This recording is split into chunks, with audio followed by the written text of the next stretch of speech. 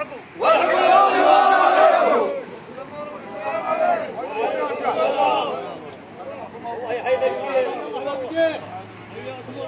لله الذي أحل الحلال وحرم الحرام وجعلنا وإياكم من أتباع سيد الأنام.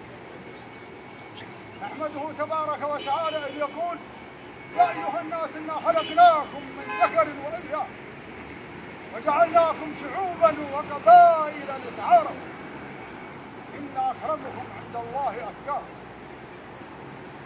والصلاة والسلام على رسول الله الذي رفع شان النسب فقال: الرحمة معلقة بعرش الرحمن، من وصلها وصله الله ومن قطعها قطعه الله.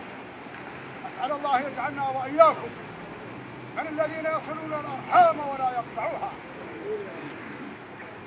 علمتم ما حصل من نسب بين كل من عبد الرحمن عبد الله العاصم وحسن محمد الزباكي الشديد.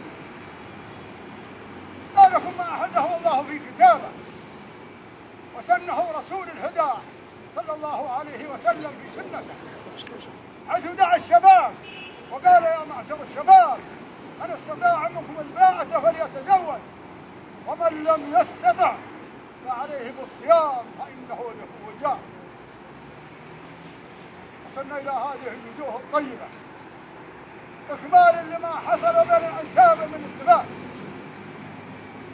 مبلغ بيد حسن محمد وعياله 5000 ريال، وقدم لنصيبه وعياله، يعتذر على قلتها. هذا موجب الوصول. حلمنا وعفاذ الوجيه. حياكم الله. حياكم الله.